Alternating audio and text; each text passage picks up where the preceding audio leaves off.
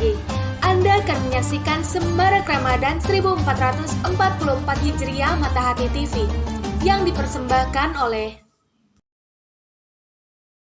Hadapi bulan Ramadan dengan penuh ketenangan bersama Brimo. Beli takjil pakai kris, transaksi jadi lebih praktis.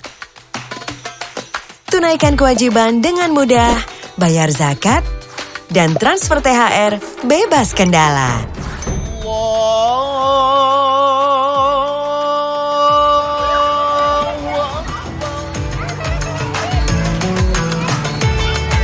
Setor tunai tanpa kartu, jadi solusi cepat dan lebih aman pakai Brimo.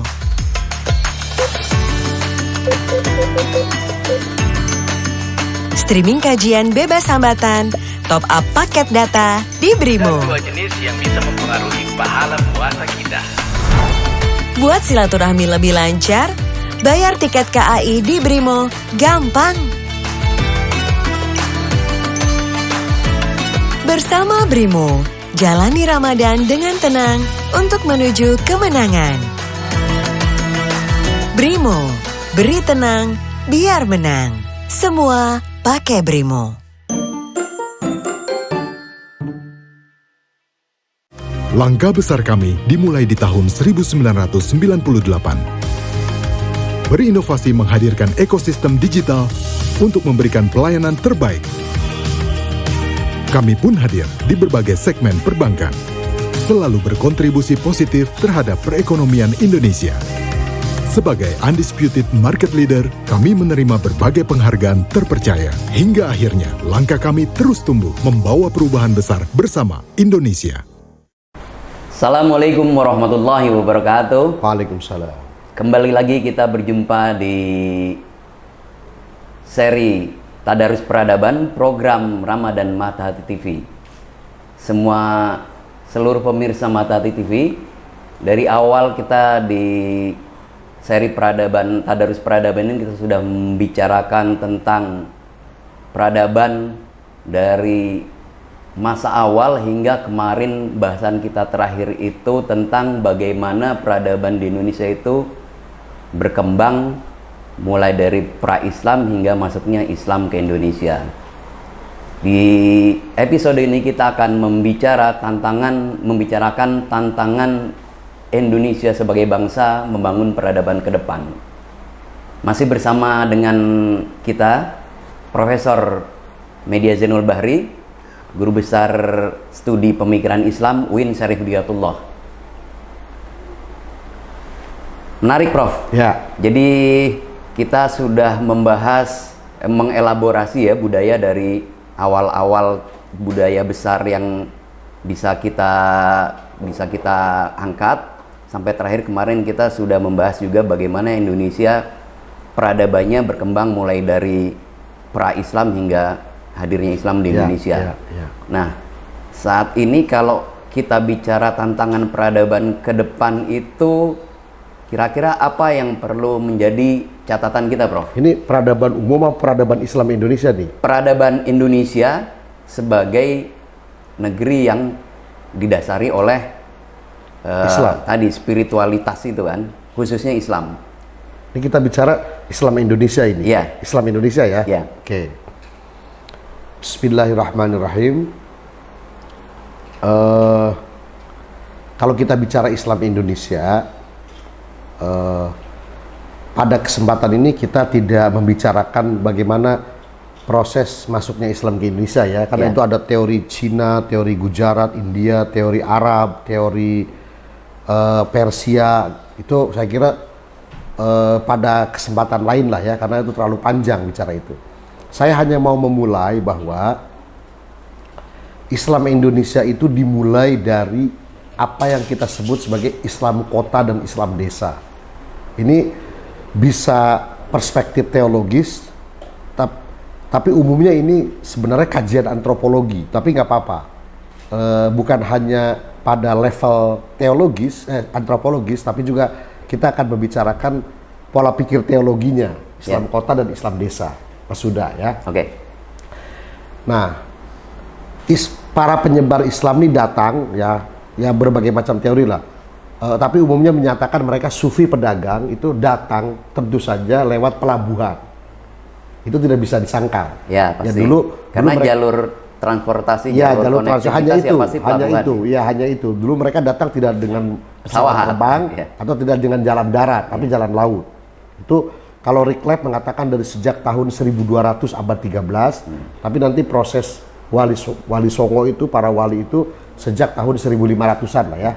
Bahkan ada yang temuan terbaru makam Syekh Ya. di Barus itu kan justru hanya beda berapa puluh tahun sejak Islam di Mekah. Ada yang mengatakan abad ke-8 itu Islam sudah masuk ke Nusantara, tapi terutama di Sumatera.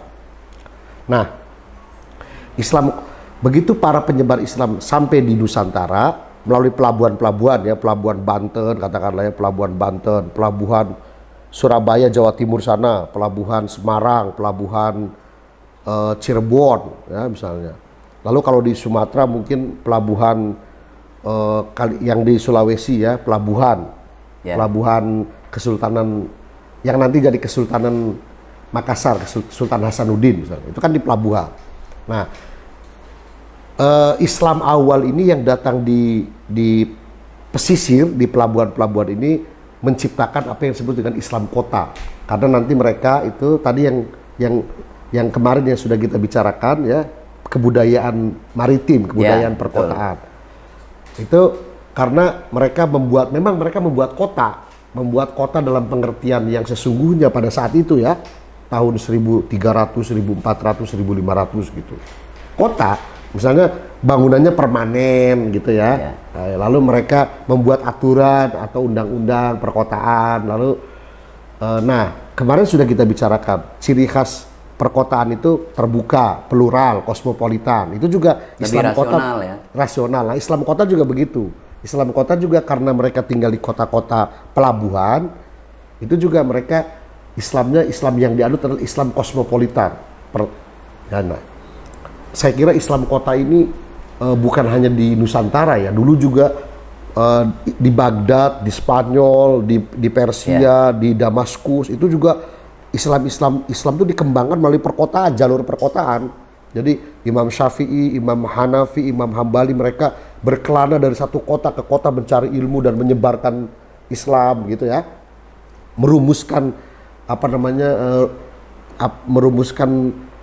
mazhab mereka yang disebut nanti mazhab Syafi'i, Hanafi, Hambali dan lain itu kan di perkotaan.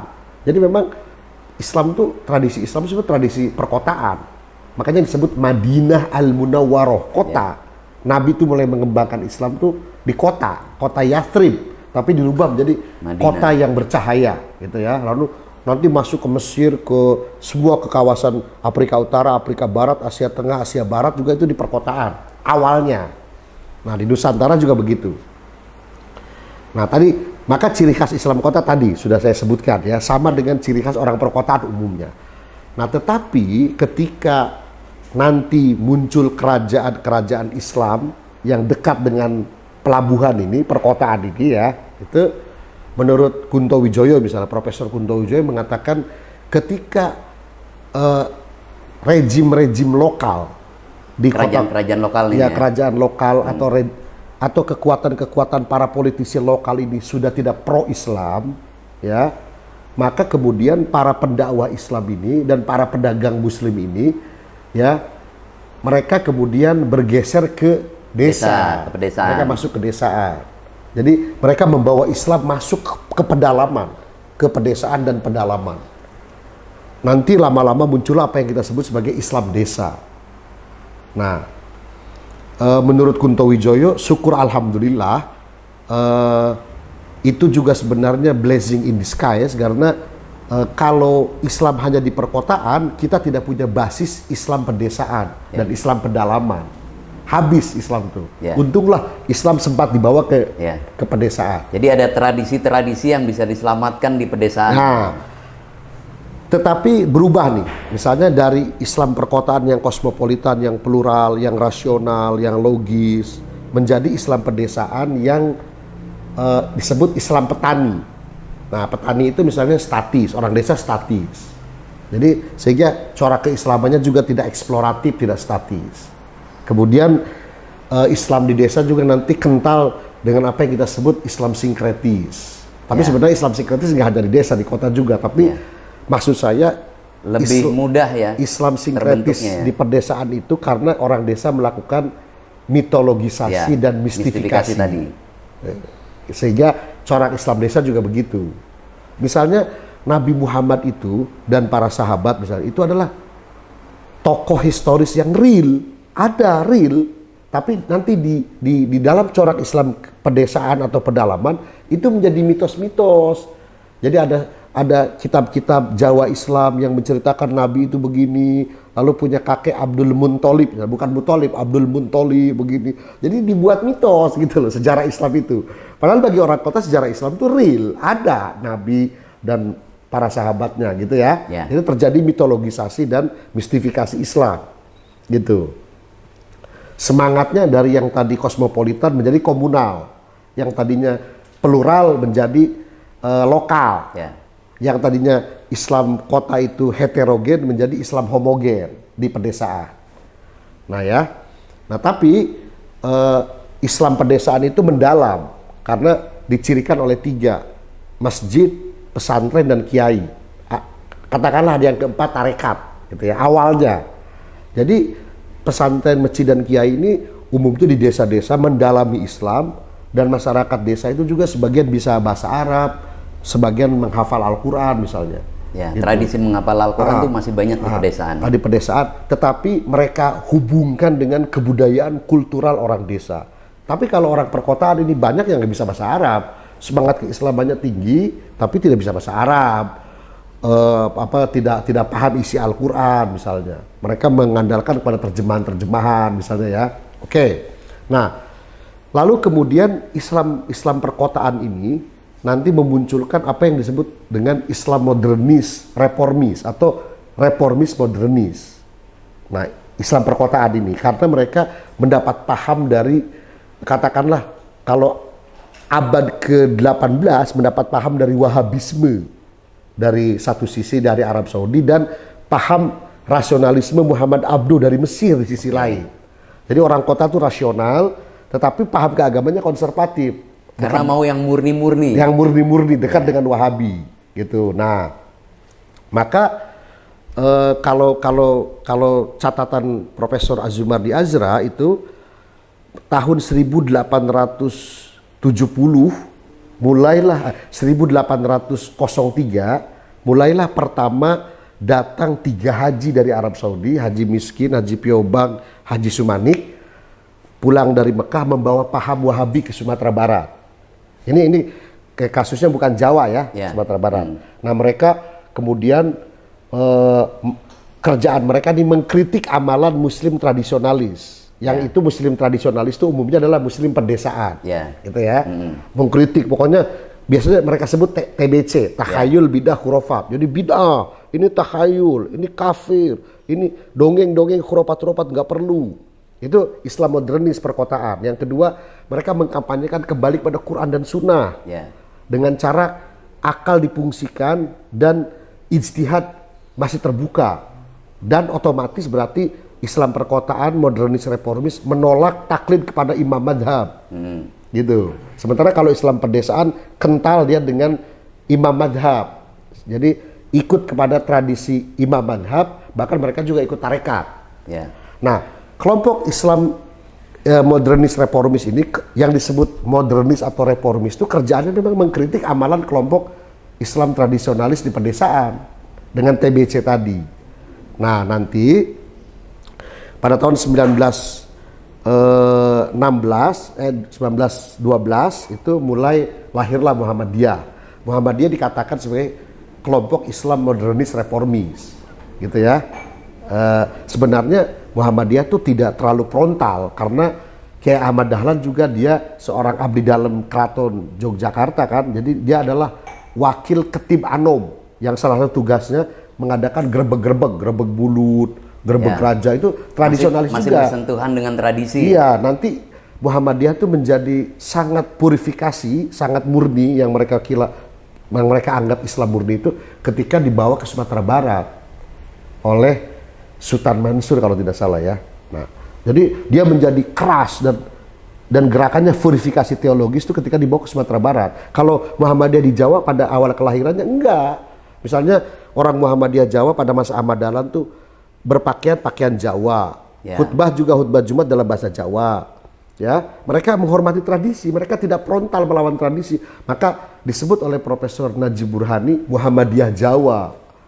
Ini Muhammadiyah ini jadi keras setelah dibawa ke Sumatera gitu. Oke ya. Lalu nanti 1916 lahir Persis. Nah Persis tokohnya tentu saja Ahasan sebenarnya. Ahasan ini bukan pendiri. Kalau pendiri ada 2 orang. Haji Yunus dari Palembang dan satu haji lagi. Tapi Ahasan tokohnya. Katakanlah ini nabinya Persis nih Ahasan ini. Nah, dia kerjaannya juga sama. Mengkritik amalan kaum tradisionalis. Menggunakan akal. Dan membuka pintu ijtihad. Jadi Abduh dan Wahabi. Referensinya Abduh dan Wahabi. Nanti tahun 1925 itu muncul di Indonesia itu organisasi pelajar namanya Young Islamiten Bond, JIB. Young Islamiten Bond itu adalah kelompok terpelajar orang Islam Indonesia yang sekolah di sekolah-sekolah Belanda, yang mereka punya komitmen keislaman dan ingin belajar Islam. Padahal mereka sebenarnya tidak bisa bahasa Arab, bukan dari pesantren. Tapi mereka punya komitmen keislaman karena sebelumnya sudah ada Yong Yafa, ya, Yong Ambon, Yong Celebes. Nah, ini tidak bernuansa agama. Nah, pemuda-pemuda yang terpelajar ini tahun 20-an yang muslim ingin agar ada kegiatan atau kursus agama Islam. Maka mereka mendirikan Yong Islamiten Bond. Raden Samsurijal. Nanti tokoh-tokohnya tuh Muhammad Rum, ya. Kemudian katakanlah Saprudin Prawira Negara. Siapa lagi tuh? Banyak ya tokoh-tokohnya yang nanti mereka mendirikan Partai Masyumi tahun 1945. Nih Partai Masyumi ini Islam Kota. Jadi Young Islamiten Bond Islam Kota, Partai Masyumi Islam Kota. Maka corak ideologi Islamnya juga Islam Kota. Ya tokoh-tokohnya tadi. Nanti yang paling ini Muhammad Nasir, yang dulu juga anggota Young Islamiten Bond, Muhammad Nasir. Nah tahun 47, Februari 47 berdirilah HMI, Himpunan Mahasiswa Islam. Itu juga Islam kota modern. Orang-orang perkotaan, sebagian malah tidak mendalami Islam, tapi gairah keislamannya kuat. Semangat Islamnya berkumpul di HMI gitu. Nah, jadi ciri-ciri Islam perkotaan itu mereka sudah ketat dengan hukum ya. Jadi pada masa kerajaan Aceh, kerajaan Sultan Hasanuddin tuh, itu sudah ada tuh hukum cambuk. Ya orang Islam pakai jilbab. Malah untuk menunjukkan keislaman tuh ya, kalau sholat Jumat itu Sultan di Aceh itu diiringi oleh sekian ratus gajah. Jadi ada gajah, ada berapa ratus santri berangkat ke masjid. Pakai festival gitu loh. Ini untuk menunjukkan bahwa mereka sangat Islami. Lalu ada kasus orang mengkonsumsi ganja itu dicambuk, orang berzina dicambuk. Itu Islam kota tuh pada masa kerajaan Islam. Itu ciri khas. Yang kedua, mereka sekolah di sekolah-sekolah modern. Ya. Lalu yang ketiga, mereka tuh mulai Islam kota tuh berorganisasi. Jadi itu terutama ada namanya gerakan Sumatera Tawalib di Sumatera Barat. Jadi mereka berorganisasi. Ya, kemudian sistem pendidikannya modern. Mereka belajar bahasa asing, bahasa Inggris, bahasa Belanda, matematika, geografi, selain belajar bahasa ilmu agama. Ya, lalu mereka juga sudah mulai membiasakan sholat tidak pakai peci. Ya. Jadi sholatnya tuh pakai lepas dari atribut-atribut. Padahal pada waktu itu ulama tuh mengatakan bahwa wajib hukumnya sholat itu pakai sarung dan pakai peci untuk membedakan dengan kafir Belanda. Tapi Islam kota mulai mereformasi, gitu ya. Nah, lalu kemudian paham mereka tadi Muhammad Abduh dan sebagian Wahabi, gitu ya. Terus sampai tahun 70-an muncul kelompok pembaharu dari HMI, katakanlah Nurholis Majid dan kawan-kawan. Nah, Islam perkotaan di Indonesia itu terbagi menjadi beberapa kelompok. Tadi kelompok yang tidak bisa bahasa Arab, ya semangat Islamnya tinggi. Ada kelompok yang bisa bahasa Arab, mendalami agama, tapi paham keagamaannya condong ke Ibnu Taimiyah, Ibnu Hambal, Wahabi, dan Muhammad Abduh. Yang ketiga, Islam perkotaan yang liberal. kelompok Nur Khalis Majid dan kawan-kawan yang mereka itu menguasai kitab-kitab pesantren, tapi Islam perkotaan, gitu. Terus sampai nanti Islam perkotaan memuncul tahun 90 muncullah ICMI, Ikatan Cendekiawan Muslim Indonesia. Itu Islam perkotaan modernis.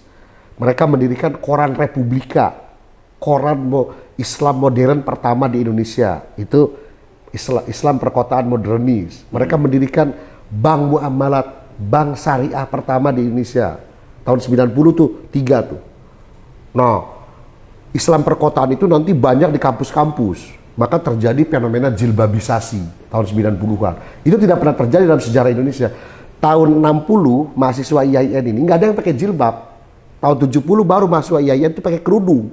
Tapi mayoritas masyarakat muslim itu nggak ada pakai jilbab, kecuali keluarga kiai, keluarga pesantren pakai kerudung. Tapi tahun 90 itu mulai terjadi fenomena jilbabisasi di Indonesia. Itu adalah jasa dari kelompok Islam perkotaan. Nah, ini kan dari tadi Islam perkotaannya, Prof. Ya. Islam pedesaannya kemana, Prof? Nah, Islam pedesaan itu tadi ya. Jadi Islam pedesaan itu pertama-tama mereka di desa, mendalami Islam. Tapi nanti anak-anak muda di desa ini berangkat ke kota. Ya. Nah, mereka kemudian mengamalkan Islam di perkotaan, bahkan menjadi tokoh-tokoh Islam perkotaan. Tetapi sebagian di antara mereka corak Islamnya tetap membawa corak Islam kultural, tidak mengembangkan paham Wahabi dan Muhammad Abdu. Ya, sebagian lagi dari kelompok Islam pedesaan itu ikut kepada arus Wahabi dan Muhammad Abdu, dan katakanlah Ikhwanul Muslimin ya, organisasi yang mereka idolakan tuh, Hasan Al-Banna, Said Qutb dan lain-lain gitu. Nah, Islam pedesaan yang tetap berpegang teguh kepada nilai-nilai tradisionalisme Islam itu umumnya kan mereka berkumpul di organisasi Nahdlatul Ulama. Ya. Nah, mereka ini awalnya tradisionalis, tapi lama-lama mereka modernis. Orang kayak Abdurrahman Wahid itu selalu disebut sebagai kelompok Islam tradisionalis, tapi kan jadi presiden. Betul. Kalau sudah jadi presiden dia pasti modernis. Orang kayak Kiai Ma'ruf Amin itu kemana-mana pakai sarung, orang menyebutnya Islam tradisionalis, tapi jadi wakil presiden dan dia mengembangkan bank syariah. Oh, Kiai Ma'ruf Amin itu sangat konsen kepada bank syariah. Itu padahal dulu itu adalah lahan atau area dari kelompok Islam modernis perkotaan, gitu. Nah, jadi yang dari pedesaan ini bertransformasi. Ada yang menjadi kelompok modernis reformis, revivalis, ada yang tetap menjadi kelompok tradisionalis, tapi pandangan-pandangan keagamannya progresif. Gitu. Nah, kelompok pedesaan ya itu misalnya isunya itu tidak muluk-muluk. Misalnya mereka isunya adalah pemberdayaan masyarakat miskin, karena dari situ mereka berasal. Ya, isu-isunya adalah Islam transformatif. Jadi bagaimana sih Islam itu merubah kehidupan ekonomi mereka? Karena mereka kebanyakan wong cilik. Ya. Kehidupan sosial. Kehidupan sosialnya gitu. Nah, kalau Islam perkotaan itu isunya itu elitis. Islamisasi ilmu. Misalnya Bang Imad, ya, Imaduddin Abdurrahim, tokoh ICMI. Ahmad Mufli Saifuddin, tokoh IPB, tokoh ICMI. Itu isu-isunya tuh islamisasi ilmu, islamisasi sains. Yang itu wilayahnya wilayah perguruan tinggi. Dan mereka sebenarnya orang sekuler awalnya, bukan yang dari awal orang pesantren, orang sekuler, baru kemudian mereka mendalami Islam, dan Islam dijadikan sebagai bagian dari corak kehidupan masyarakat kota. Lalu yang ketiga, mereka ngomongin pluralisme agama. Orang kampung kan ngapain ngomongin pluralisme agama, ngomongin islamisasi ilmu, ngomongin bank-bank syariah, bank Islam gitu. Jadi isu yang dimainkan juga beda. Nah, gitu isu ya. yang diusung ya. Isu yang diusung juga beda. Pertanda dari mana mereka berasal berbeda. Nah, terus dampaknya terhadap kemudian peradaban sekarang, khususnya peradaban Indonesia dan lebih khusus lagi peradaban Islam Indonesia gimana, Prof? Ya, maka sebenarnya peradaban Islam Indonesia itu ya umumnya itu diwarnai oleh dua kelompok ini yang kita sebut Islam tradisionalis dan Islam modernis. Tapi mereka kan nanti bertransformasi. Yang tradisionalis ini mereka nanti tahun 90-an anak-anak mudanya itu katakanlah seperti Mas Rumadi ya, Rumadi, Ahmad Baso, Mas Ulil itu membuat gerakan post tradisionalis. Jadi kata kuncinya adalah revitalisasi kitab kuning. Kitab kuning dibaca dalam semangat kemodernan. Dibaca pakai teori-teori ilmu sosial dan filsafat modern. Ya, jadi mereka bertransformasi itu.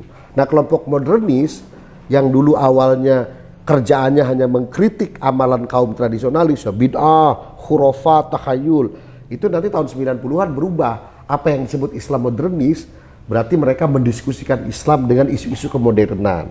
Islam dan demokrasi, Islam dan hak asasi manusia, Islam dan kesetaraan gender. Udah nggak berlagi main di situ, di TBC, enggak, gitu ya. Jadi sebenarnya dua kelompok ini ya semuanya bergerak ke wilayah yang lebih membawa janji perbaikan peradaban. Jadi mereka itu merespon peradaban dunia yang atau merespon perubahan dunia yang begitu cepat ya.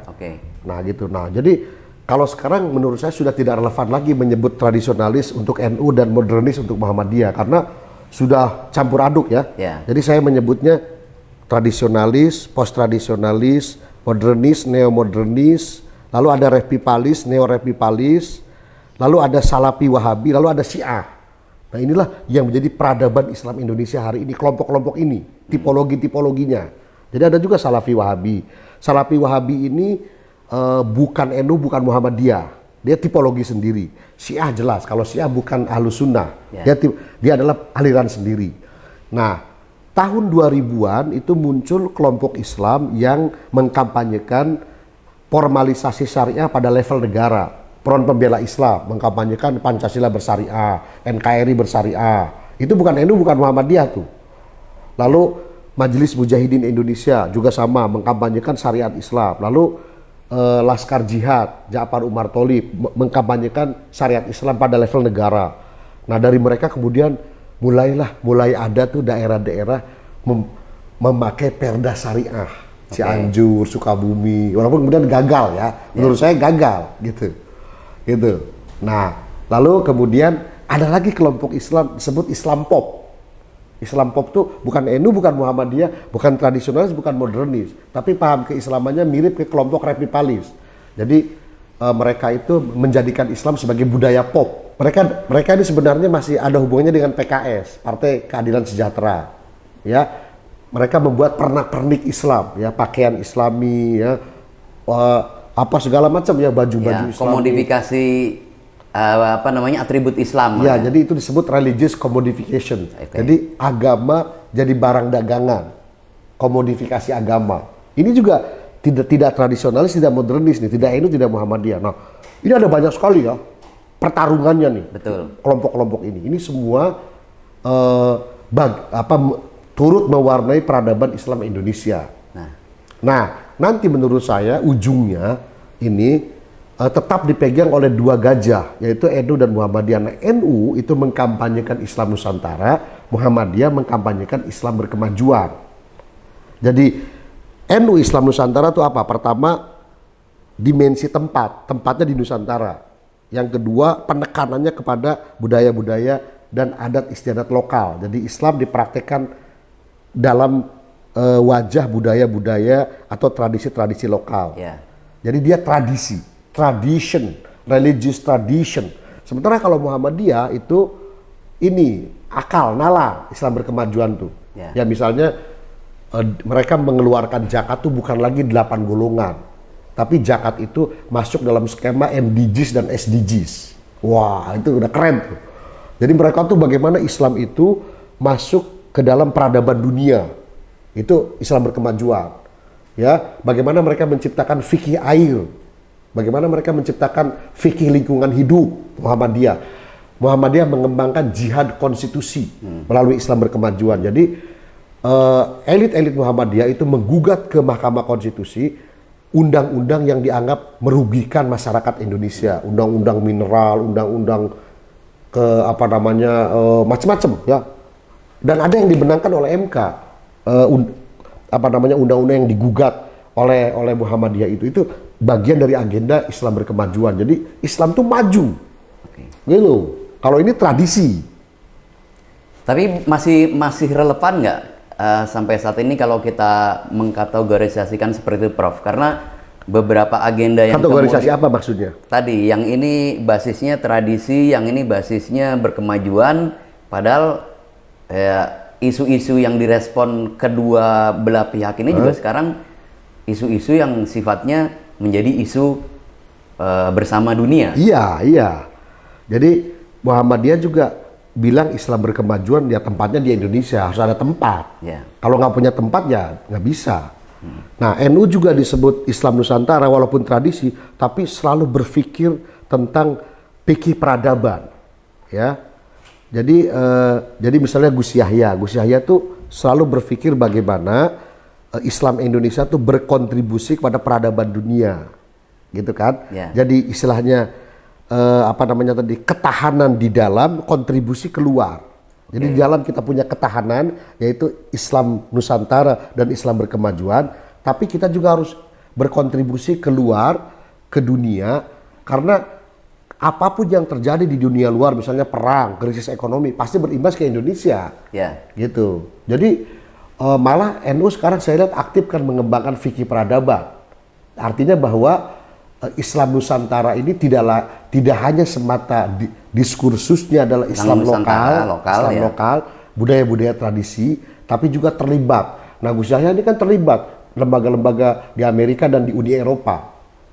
NU ya gitu. Yeah. Muhammadiyah juga.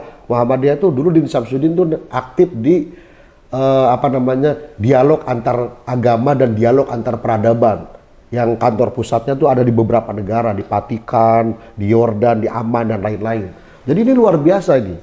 Gitu. Ya, jadi peradaban kita itu. Kalau mau ditarik garis benang merah, Prof ya. Ya. Jadi sebetulnya peradaban itu, bicara peradaban, kita tidak pernah bisa acuh dari apa yang terjadi di luar. Di luar, iya. Jadi peradaban itu selalu melihat keluar atau belajar keluar. Maksudnya peradaban luar, mengadopsi peradaban luar, lalu dikunyah-kunyah di dalam dan menjadi peradaban sendiri. Jadi tidak bisa tuh kita mengimitasi 100%, harus dikunyah-kunyah dulu, dikontekstualisasikan, direaktualisasikan, baru jadi peradaban Islam Indonesia. Nah, saya kira sekarang Islam berkemajuan dengan Islam Nusantara tinggal dikembangkan aja nih. Jadi Islam berkemajuan, bergerak banyak pada ranah intelektual, ilmu pengetahuan, teknologi misalnya gitu ya.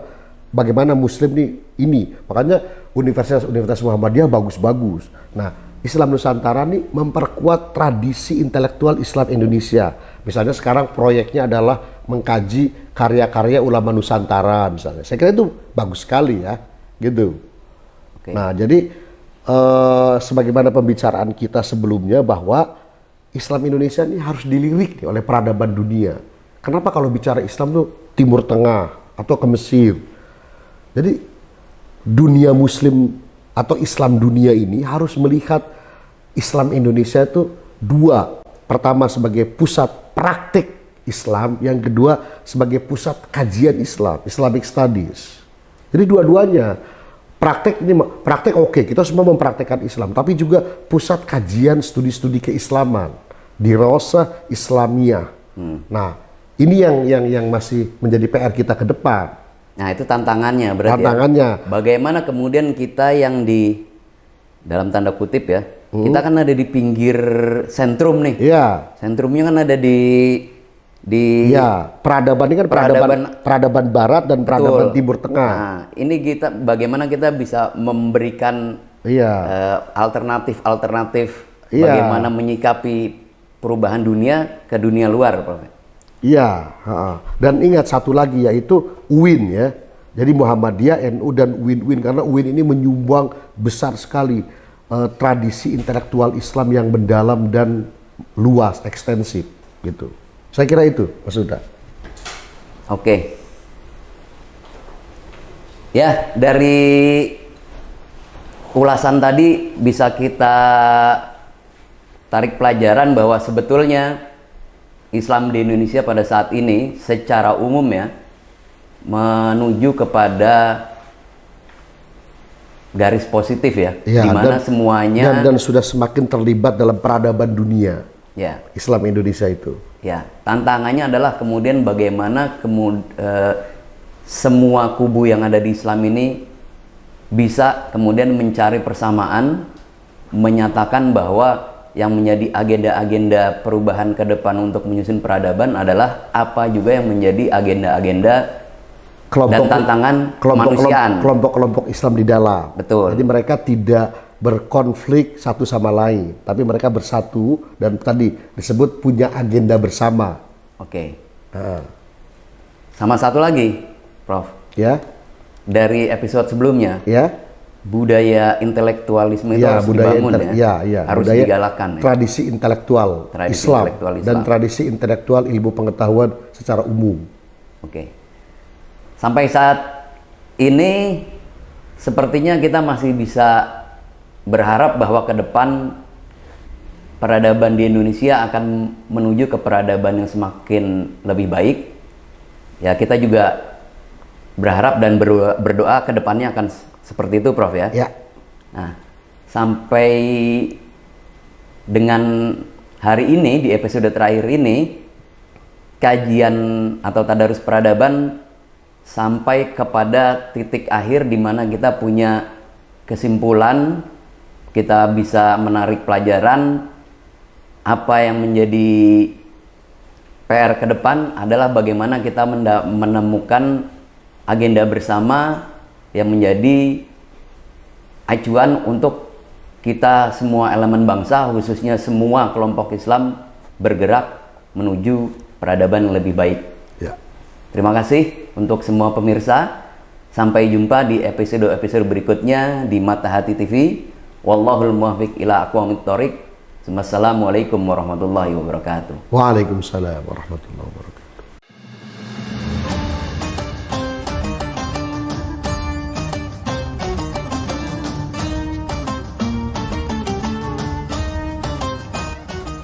Terima kasih Anda telah menyaksikan Semarak Ramadan 1444 Hijriah Mata Hati TV yang dipersembahkan oleh Langkah besar kami dimulai di tahun 1998.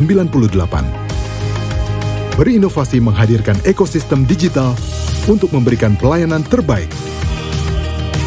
Kami pun hadir di berbagai segmen perbankan, selalu berkontribusi positif terhadap perekonomian Indonesia. Sebagai undisputed market leader, kami menerima berbagai penghargaan terpercaya. Hingga akhirnya, langkah kami terus tumbuh, membawa perubahan besar bersama Indonesia. Hadapi bulan Ramadan dengan penuh ketenangan bersama Brimo.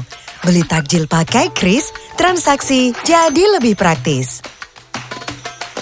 Tunaikan kewajiban dengan mudah, bayar zakat, dan transfer THR bebas kendala.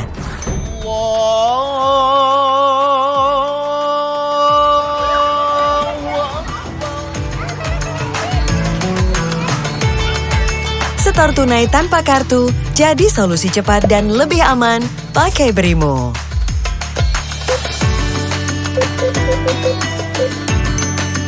Streaming kajian bebas hambatan, top up paket data di Brimo. Dua jenis yang bisa mempengaruhi pahala puasa kita.